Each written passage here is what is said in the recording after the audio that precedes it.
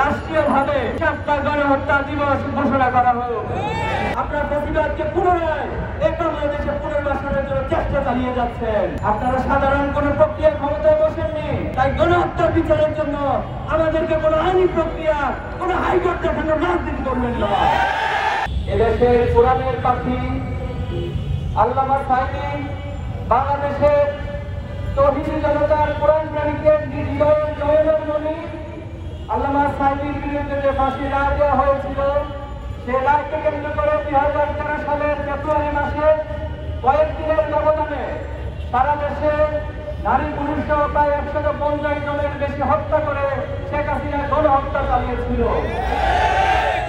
সেই গণহত্যার ধারাবাহিকতায় 5ই মে এই শাপলা চত্বরে রাতের আধারে বাংলাদেশের কোটি আলেম ওলামা, মাদ্রাসা শিক্ষার্থী, তৌহিদি জনতা, সাধারণ মানুষের উপরে সেই গণহত্যা চালিয়েছিল।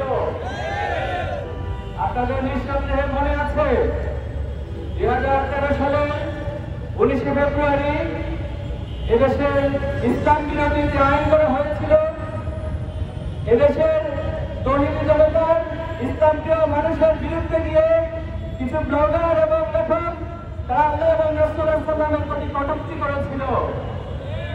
সেই কটূক্তির প্রতিবাদ এবং ইসলাম বিদ্বেষী সকল কর্মকাণ্ড বন্ধ করার দাবি সহ হেফাজতে ইসলামের পক্ষ থেকে 13টি দাবি উত্থাপন করা হয়েছিল। এই 13টি দাবির পর হেফাজতে ইসলাম 1 মাস সে সময় সরকারকে আলটিমেটাম দিয়েছিল, কিন্তু দুঃখজনক হলেও সত্য, সরকার হেফাজতে ইসলামের সেই 13টি দফাকে উপেক্ষা করে ইসলাম বিদ্বেষী একটি চক্রকে দিয়ে শাহবাগে গণজাগরণ মঞ্চের নামে ইসলাম বিদ্বেষী প্রপাগান্ডা এবং কর্মকাণ্ড চালিয়ে দেওয়ার এক মহা উৎসব করেছিল। হেফাজতে ইসলাম সেই 13 দফা দাবি মেনে নেওয়ার জন্য 5ই মে 2013 সালে ঢাকা অবরোধ কর্মসূচি দিয়েছিল, কিন্তু শান্তিপূর্ণ সেই অবস্থান কর্মসূচিতে দিনব্যাপী আইন শৃঙ্খলা বাহিনীর সাথে আওয়ামী লীগ, যুবলীগ, ছাত্রলীগের সন্ত্রাসীরা অস্ত্রসহ তৌহিদি জনতার উপর হামলা চালিয়েছিল। আপনাদের নিঃসন্দেহে মনে আছে সেই দিনে বাইতুল মোকাররমের আশপাশে, দৈনিক বাংলা সহ এই আশপাশের প্রতিটি দোকানপাটে তারা লুটতরাজ করে অগ্নিসংযোগ করেছিল। সে অগ্নিসংযোগ করে হলুদ ভিডিওর মাধ্যমে তারা সে দায় হেফাজতে ইসলাম এবং তৌহিদি জনতার উপর চাপানোর চেষ্টা করেছিল। সেদিন সন্ধ্যাবেলায় এই শাপলা চত্বরে আমরা ছিলাম। এই শাপলা চত্বরে সাধারণ জনতার দাবি উঠেছিল যে 18 জনকে শহীদ করা হয়েছে, এই শাহাদাতের উপরে এই সরকারের সাথে আর কোনো আপোষ চলতে পারে না। তখন তারা 13 দফা দাবি মেনে না নেওয়া পর্যন্ত এই শাপলা চত্বরে অবস্থান করার সিদ্ধান্ত নিয়েছিল। কিন্তু দুঃখজনক হলেও সত্য, রাতের গভীরে যখন ক্লান্ত পরিশ্রান্ত হয়ে আলেম ওলামারা এখানে বিশ্রাম নিয়েছিলেন, এই পিচকানা রাজপথে তারা ঘুমন্ত অবস্থায় ছিলেন।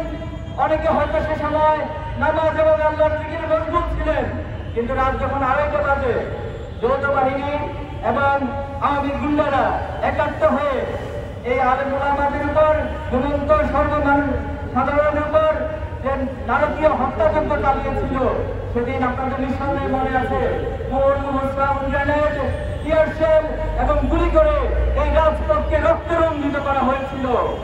আমরা বলতে চাই এই শাপলা চত্বরের গণহত্যার বিচার অবশ্যই করতে হবে। শাপলা চত্বরের এই গণহত্যার বিচারের পাশাপাশি ইলখানে হত্যাকাণ্ড, আল্লামা সাঈদীকে কেন্দ্র করে, রায়কে কেন্দ্র করে যে গণহত্যা সহ জুলাই আন্দোলনের যতজন শহীদ হয়েছেন প্রত্যেকটি গণহত্যার সুষ্ঠু বিচার অবশ্যই করতে হবে। শাপলা চত্বরের এই ঘটনাকে কেন্দ্র করে রাষ্ট্রীয়ভাবে 7টা গণহত্যা দিবস ঘোষণা করা হোক।